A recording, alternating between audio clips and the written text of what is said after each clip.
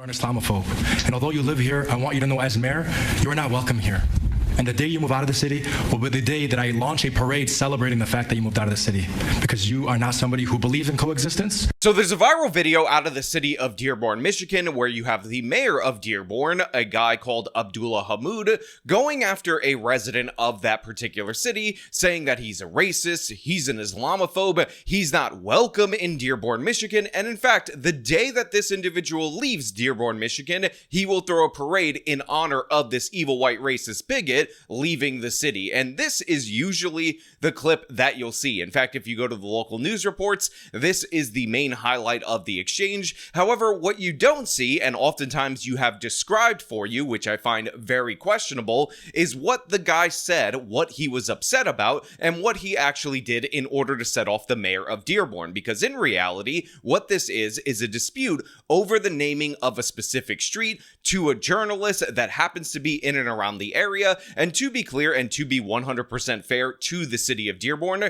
they're not actually the ones who named this street after this individual. It's actually Wayne County that made the decision. However, the sign resides in Dearborn, so this is why it was brought up in this particular context. But what I find incredibly interesting, what I find incredibly compelling when you go to the city council full video, is the thing that set the mayor off was not anything that should be considered evil white racism or Islamophobia, that made up term for whenever you criticize Islam for legitimate or even illegitimate reasons. It's actually the fact that this guy brought to this particular city council meeting quotes about the individual from himself, and he criticized those quotes. So what's Islamophobia is criticizing the fact that you're naming a street after somebody who called for violence not just in the Palestinian territories, not just in Lebanon, but specifically in Michigan. Again, he called for the Islamic takeover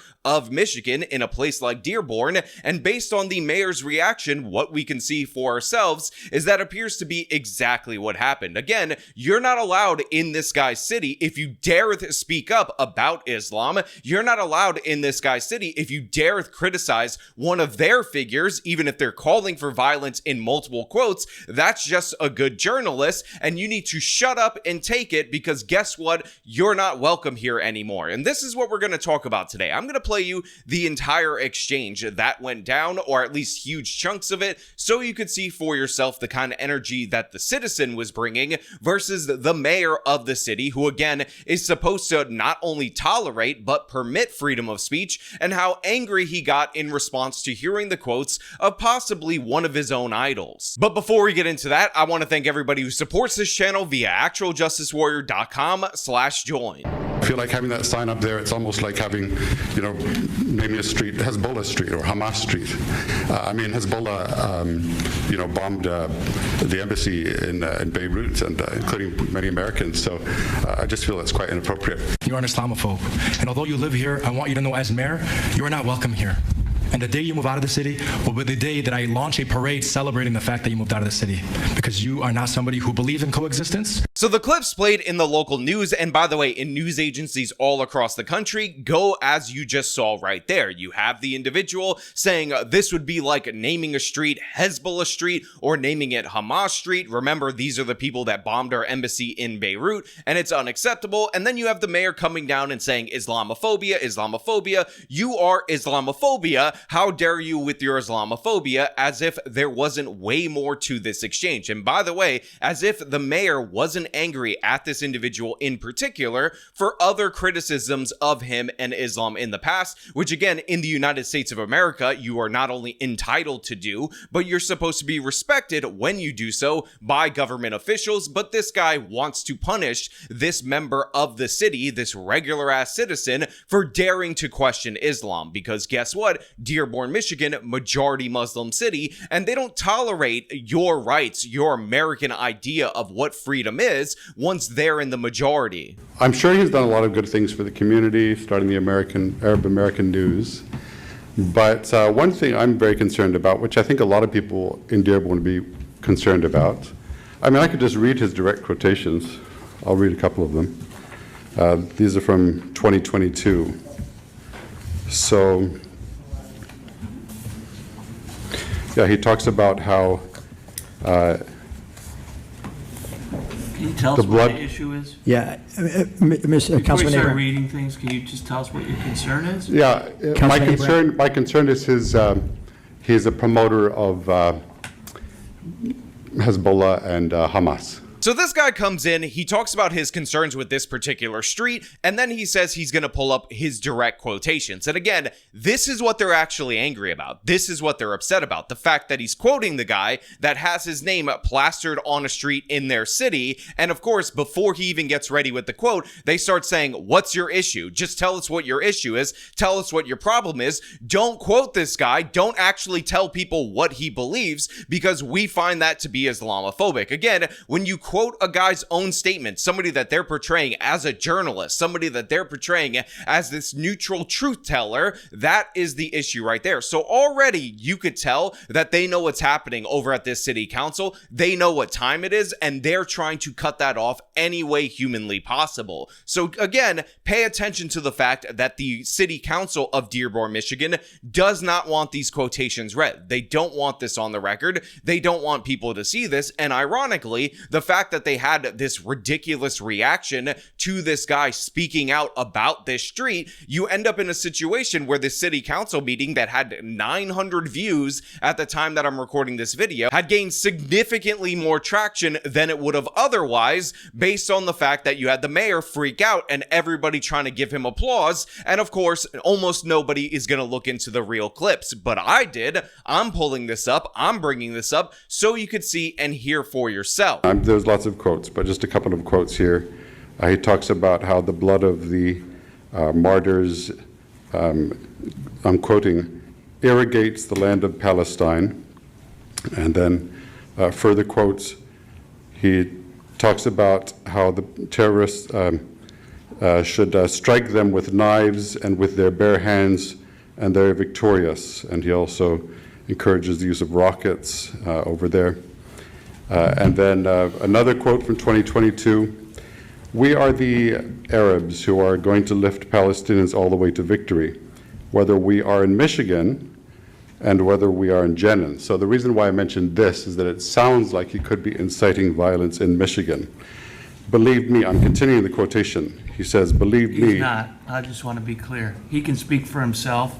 Well, this is I'm speaking just for gonna himself. stop you because he's not a violent person. So look, we should not be surprised by the calls for terrorism, by the calls for violence in the Middle East. Honestly, that is standard operating procedure, especially now post-October 7th, but it was prior to October 7th where these quotes come from. But I also find it fascinating that he ends up bringing in a quote where they talk about we are the Arabs and we are going to liberate Palestine and we're going to do it over there. I forgot the nation or whatever area that he said, but we're also going to bring it to Michigan. And then he says it sounds like he's inciting violence in places like Michigan, and immediately they then cut him off, and then they start talking about how during his time to speak, during his time to ask questions to the city council that allegedly represents him, he's not allowed to characterize these quotes. He can read them, although they're going to try to stop him from doing that, and they've been trying to stop them from doing that, but he can't interpret them. He can't say what he thinks about them. He can't describe them as inciting violence because for whatever reason, they have decided in this Sharia court that is masquerading as a city council meeting that he is not able to actually give his opinion or give his statements because guess what? They're in the majority over in Michigan. So therefore, you don't get to criticize their promotion of any individual figure. So now they're going to participate in mind reading. They're going to say he didn't mean that when he said we the Arabs are going to liberate Palestine from over there, you know, the Palestinian territories, all the way to Michigan. We're going to do this work. We're going to fight with any means that we can, depending on the situation. No, sir, you are not allowed to interpret that at all whatsoever. You're an Islamophobe. You're a bigot. Also, you're not welcome in the city because we have decided that because the government that allegedly works for you is now giving you the orders.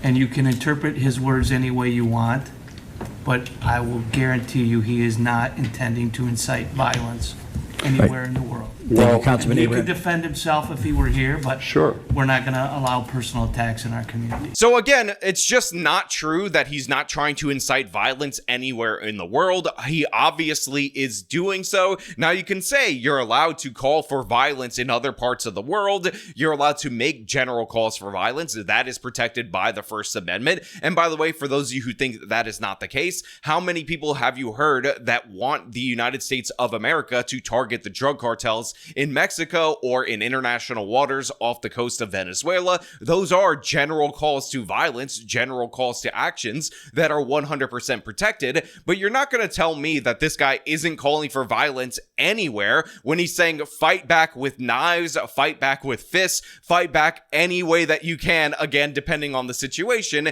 including by firing rockets. And again, if you want to set aside everything about the Middle East, which would be lovely, it would be nice to not talk about that particular conflict for once in, the last 2 years, I'm totally on board with that. I'm totally fine with that. If you want to just focus on the United States of America, if you want to just focus on Dearborn, Michigan, that's the part that this guy was going to get to before they said that he is not allowed to engage in personal attacks on a person that the county named a street after. He's not allowed to read this person's quotes because those are personal attacks, even though this is an obvious signal to where this guy wants people to go. Okay, well, I mean, I'm just reading his words here. That's fine, but They you're seem interpreting his words after you read them. He did not use the word violence, did he? Well, may I continue the rest of the quote? Well, if you say you want to read them, you can read them. If you want to interpret and give your own opinion of what he's thinking, that's a different story. Okay. Who the hell is this absolute dope to say that, oh, he didn't say the word violence, he didn't utter that specific word in any of the quotes or the quote that you just read, therefore you're not allowed to interpret it. Therefore, you're not allowed to have command over the English language, be able to read these words that are written in the English language, and then determine what you think those words mean. That would be absolutely horrible. That would be absolutely terrible. How dare you actually have reading comprehension? This guy is above reproach in Dearborn, Michigan. Sure, I mean, I'd love to discuss this. I just want to finish the quote because this is more. Okay, I'll continue. Whether we are in Michigan and whether we are in Jenin, believe me, everyone should fight within his means. They will fight with stones, others will fight with guns, others will fight with planes, drones, and rockets, others will fight with their voices, and others will fight with their hands and say, free, free Palestine. So I just find it very concerning. And there you have it. There you have the real reason why they didn't want him to finish out this particular quote. Because he's like, you have to fight with guns, you have to fight with fists, you have to fight with airplanes. Again, not exactly the kind of imagery that you want being mentioned in and around the anniversary of September 11th at your city council meeting. And this is exactly what they didn't want him to say. This is exactly what he didn't want him to speak at this city council meeting. And this is all the things that set the stage for the mayor to go off on this rant about how this guy's difference of opinion, this guy's freedom of speech, makes him an evil white racist who's not welcome in the city of Dearborn, Michigan. If you'd like to step forward. I think the only comment I'm going to make, 'cause I'm not Mayor? looking for a rebuttal, is the best suggestion I have for you is to not drive on Warren Avenue or to close your eyes while you're doing it. His name is up there. And I, spoke at a ceremony celebrating it because he's done a lot for this community. So this is what ultimately leads to the mayor speaking up about this particular individual. He tells him at first, again, not included in the clip, that he shouldn't go down that particular street, that he doesn't care that there's criticism of him as the mayor for being at the ceremony where they unveiled this sign. And he also says, maybe close your eyes while you're driving there because you're a stupid citizen. You are under our rule. You don't get a say anymore. You had to get a say before these people became the majority. And then he goes off on him for his speech related to Islam, again, as a city council member. And he explains how his speak against Islam makes him not welcome in the city of Dearborn, Michigan. And I think it's quite hypocritical to know that you're approaching this podium when you yourself have videos on YouTube standing in front of my mosque saying the cruelest of things about Muslims, about the religion of Islam, because you are a bigot, and you are a racist, and you are an Islamophobe. And although you live here, I want you to know as mayor, you are not welcome here. And the day you move out of the city will be the day that I launch a parade celebrating the fact that you moved out of the city. Because you are not somebody who believes in coexistence. You're somebody who tries to preach it, but in fact you do everything but that. So I just want to put that on the record. Okay. Mr. Clerk, I know that you're back on the mic. One second. Sir, yes, go ahead. State your name and address for that. God bless you, Mayor. God bless you, sir. I think Thank you. also say that I'm an apostate, I'm going to hell, based on the videos that you dropped. So if I were you, I'd sit silently. So after he gives his grandstanding statement, we also hear a bit more of the exchange where you have the citizen says, God bless you and whatnot. And then, of course, the mayor gets angry and he says, oh, you say I'm an apostate and I'm going to hell. So if I were you, I would just stay silent. If I were you, I would just shut up, because this is not the United States of America, at least not in Dearborn, Michigan. So yeah, that is the whole context of the entire exchange. Now, of course, you can look up this particular person's YouTube channel. I have not been able to find it for myself.